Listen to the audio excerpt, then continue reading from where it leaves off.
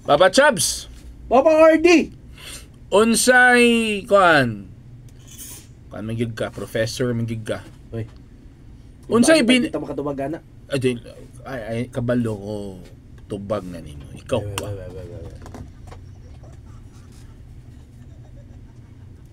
Usara gud nimo ka apply dawat na yun. Ha? Usara nimo ka apply dawat na yun. Ay, dagan sa kugi applyan oy. Ako, apply kog lisiyo bisag akong auntie ang dino, yung dawat yun. Ano ba? Sam sa tong iyaana nga manlaban sa pagumangkon. Di overqualified ka Papa Arts. O maglaban sa pagumangkon. Kaya unsay Bisaya sa kuan sa kanang your grandfather. Your grandfather? Oh, sa Bisaya. Imong lulo. Sa pagyud. Imong lulo. Tapos isa na. Sa daw eh?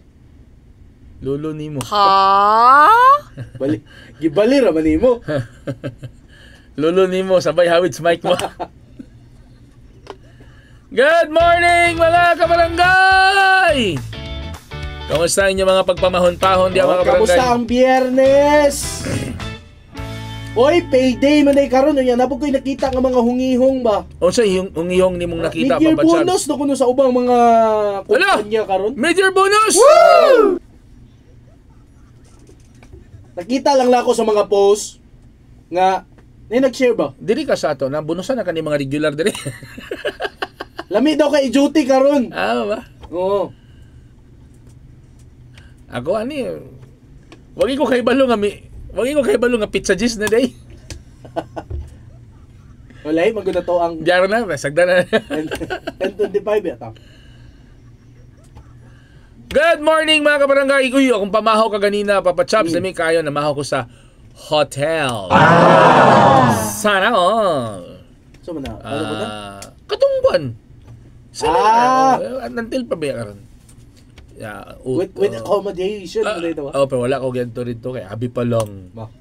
Loyal ba yata nga bana? Sabo, daga kaya ako'y natulog dito. Pwede no. Sige lang, sunod. Sunod. Pila may maximum sa kan? Duhara? At 2 rooms per... Duha ka tao, oo. Ay, tama ka. Duhara. Kanti tong isa rito. Anyway, mga kabarangay, nag-oo lang kuan karon sa bagay. Amot lang kung I don't know ha, kung naaba kay nasigpawan diya nga balita, Papa Chubs, kung nahisgutan na ba na ron sa atong gobyerno kanang giingon ni President Donald Trump nga ipapauli na ang mga Pilipino nga walay mga dokumento diya sa Amerika. Uy! Mga TNT. Sige na, TNT gani. SIM. Katong kanta.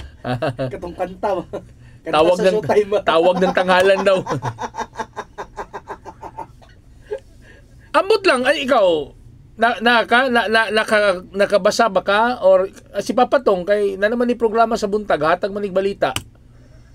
Nabay statement ang atong gobyerno kung unsa ilang buhaton aning 250,000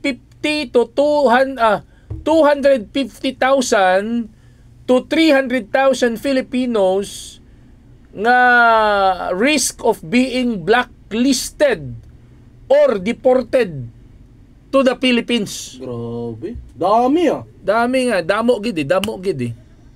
Bayan siya may mong nabasaan mo diya. Kanang number ni Rice pa na siya. Niabot ng 370,000. Kaya actually, kaning giingon nila nga 300,000 sa ila lang ning nakuha nga data. Wala pa na ilabot ng mga nagtago pagidag ayo mga kabarangay. Naabay nagpagawas na ba ang atong gobyerno o according to the Philippine Department of Migrant Workers. Okay. BMW DMW. Baklay mitaswa. Ready na sila mo assist ani mga Filipino immigrants. Yeah, it's so easy to say ready mo Under assist. incoming Pero ang pangutana, unsa man ng klaseng assist? Tagaanog lain na ba ning atong nasod mga kabarangay kay ang assistance ra ba diri kay assist, bugas tinapa og basketball assist. bugas tinapag noodles ra begini mga kabarangay. Unsa man ang klase nga assist ka? Mura may lang gibutang assist. Assist. Basing Siguro pag abot sa airport mo assist lag alsas bagahe so ka. Ay, the Philippine government would come up at least 18.5 billion to fulfill its promise in distributing to each and everyone an action fund benefit, not including the other forms of support, entitled to 50,000 to 100,000 based on the current policy. Kaya ang Washington DC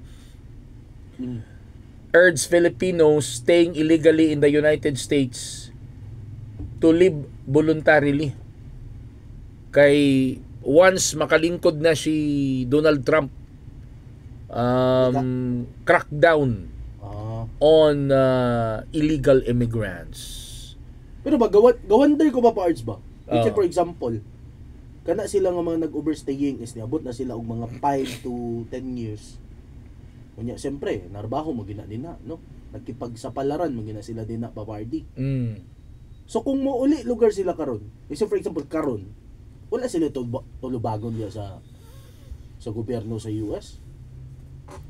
At may pangutana niya sa lawyer, naman tayo may interview nga lawyer. Pero sa akong nahibawan, kapag ka madakpan ka dito nga staying illegally, ipa-deport ramang ka. Papaulion lang ka. Pa-deport ra ka. Kung ipapriso ka dito, gawas siguro kung wala gawas kung nakakommit kag crime yun, nakapatay ka or what. Nangawat. Pero kung kanang lang, illegal staying, tago ng tago, madakpan, ipa-deport. Kay kung ipapriso na mapuno ang prisuhan sa Amerika. Uy, gitawag din ni Kwan gitawag ni siya mass deportation. Kaya nga Pero in fairness with the Trump administration, mga kabarangay, ang gitutukan naman pod nila kadtong mga Pilipino nga walay dokumento. Kung sasakyanan pa mga kabarangay katong mga kolorom. Pero actually gi-acknowledge ni President Donald Trump ang atong mga healthcare workers dito. Wow! Mga healthcare workers nga nakatabang pod sa health sector sa US.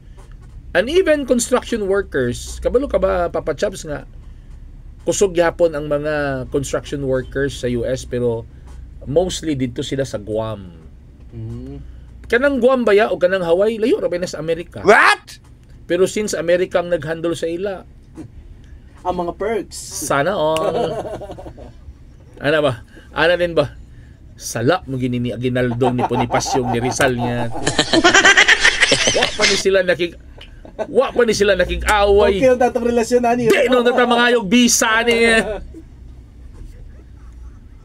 Tama ba? I mean, real talk ta mga kabarangay ha. Unsa ra ng Hawaii o Guam i-compare sa Pilipinas? Kung gamay ang Pilipinas, mas gamay ang Hawaii kaysa Guam. Pero since America ang they are under the American government. The United States. Imagine mag-Hawaii ka, passport rin kinahanglan mo ato kag California, brad. Di ba? Guam. Awa na diya nga.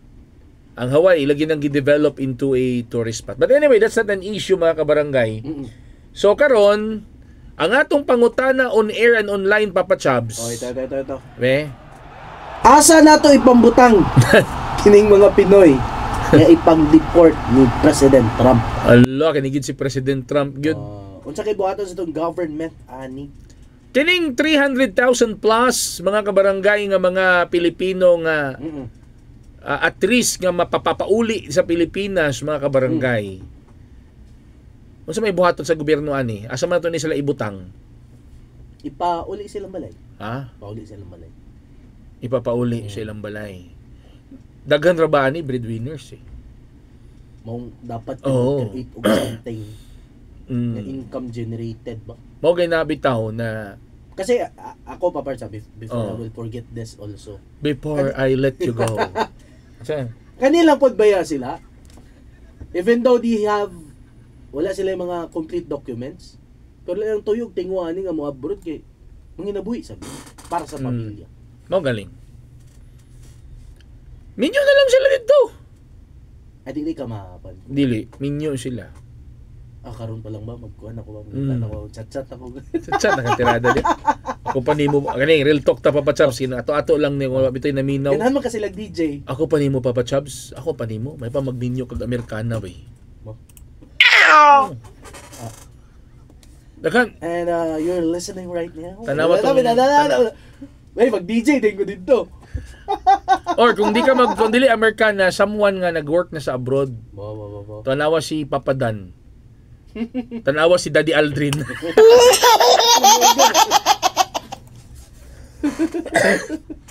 Sige na, ulit ako mabitaw sa mga... Explore. Kaya naman kung magminyo ka dito. Explore. May tabuhan na kung magpakasal ka dito, di na ka ma-deport. Dual citizen na din ko. Dual citizen na dahil. Ang uban gid ba kay Paguli grabe. na ako din, balik bayan na din ko. Dili pa kay dual citizen man ka. They So, are wala no na, longer Filipino citizen pare. Every So, time they will magbisa na sila diri. oo. Ako igagaw. Nga naman na ba? Ato na lang itago sa pangalang Raven. Dapat proud Pinoy. Amot lang nila. Ilang gi-denounce. Kini lang ingon ha. Sa nakita daw nila sa Pilipinas, may pag i-denounce na lang nila ilang pagka-Pilipino kay wala gid ako sila nakitang paglaom sa Pilipinas. Sila nag-ingon dili ako. Kaya ako diigid ko mo hawa sa Pilipinas kay Pati ko. mahal ko ang aking sinilangang bayan. Wala may barangay FM dito. Marami akong ipinunla na similya dito. Joke lang.